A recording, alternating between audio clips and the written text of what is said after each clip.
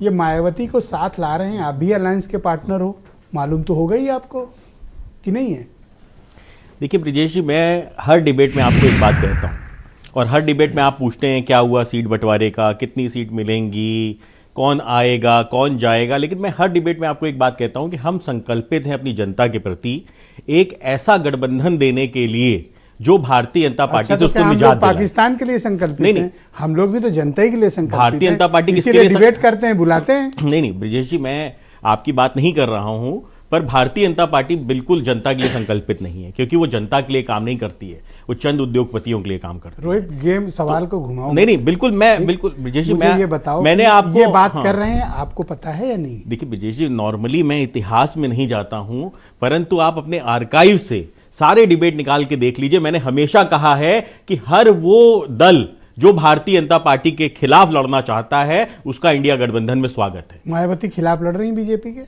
बिल्कुल, मायावती जी से ज्यादा खिलाफ और कौन लड़ रहा है? भारतीय जनता पार्टी के खिलाफ अगर कोई है तो वो बहन जी हैं, और ये तो बहन जी डिसाइड करेंगी कि वो हमारे साथ गठबंधन में आएंगी कि नहीं आएंगी। उनकी तरफ से अभी तक कोई नेता तो आया नहीं है, उनकी तरफ से जब बयान आएगा तभी तो हम लेंगे। परंतु इंडिया गठबंधन की स्ट्रैटेजी बिल्कुल क्लियर है कि जो भी भारतीय जनता पार्टी के खिलाफ खड़ा होना चाहता है उसका स्वागत है इंडिया गठबंधन के अंदर। हम आपको अंत तक, जब चुनाव घोषित होगा तब तक हम आपको एक ऐसा गठबंधन मेरी एक जिज्ञासा होंगे।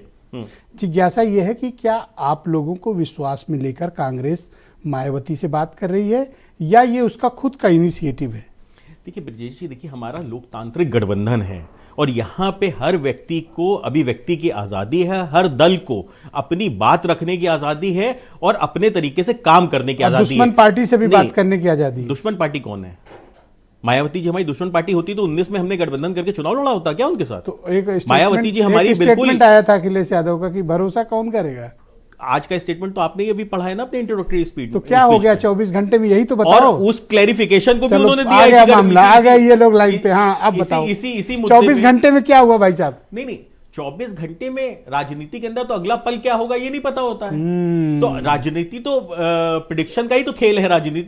राजनीति का तो मतलब ही यही, अगर हम अपने पत्ते ही खोल के रख देंगे तो भारतीय जनता पार्टी तो खेल के निकल जाएगी। बीएसपी अलायंस के भीतर रोहित आती है तो सबसे पहले अगर किसी पर कैंची चलेगी तो आपके ऊपर चलेगी। कैसे चलेगी?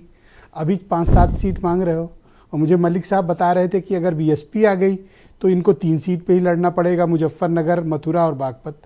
यही मलिक साहब बता रहे थे। ये ब्रिजेश, यहाँ व्यक्तिगत स्वार्थ किसी का नहीं है, यही तो मैं समझा के थक गया हूं। इंडिया गठबंधन जनता के लिए तथास्थ है, जनता के लिए बना है। जनता को निजात दिलाना है इन तानाशाहों से जो राजतंत्र की तरह राज तिलक कराने आए हैं, उनसे निजात दिलाना है। भारतीय जनता पार्टी से निजात दिलाना है जनता को। अपने घर की चिंता नहीं है, यहाँ हमें अपना प्लाट मकान दुकान बच नहीं रहा है। इंडिया चिंता है पूरे देश की। गठबंधन का अगर हम हिस्सा है तो हमको इंडिया गठबंधन की चिंता है, हमको जनता की चिंता है। हम अगर चुनावी हार जाएंगे तो उसका मतलब क्या है? तो एक लाइन में ये बात कह दो कि हाँ भाई मैं मानता हूं कि मायावती को आना चाहिए, आप कह दो।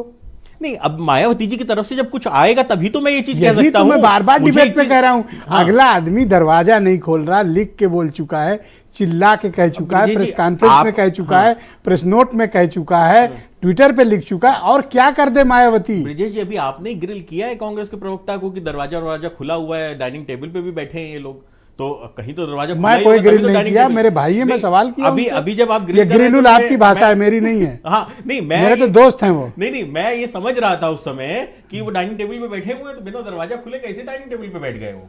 तो ये तो भारतीय जनता पार्टी की बेचैनी है जो आज सामने आ रही है कि भारतीय जनता पार्टी को पता है कि अगर कहीं ये इंडिया गठबंधन मजबूत होता चला गया तो भारतीय जनता पार्टी को तो टिकटार नहीं मिलने वाले। केपी मलिक कह रहे हैं 3 ही पा पाओगे तो फिर क्या होगा उसका? केपी मलिक साहब अगर सीट बांट रहे हो तो बताएं मुझे, तो मैं कल सुबह पहुंच जाऊं फ्लाइट पकड़ के इनके घर।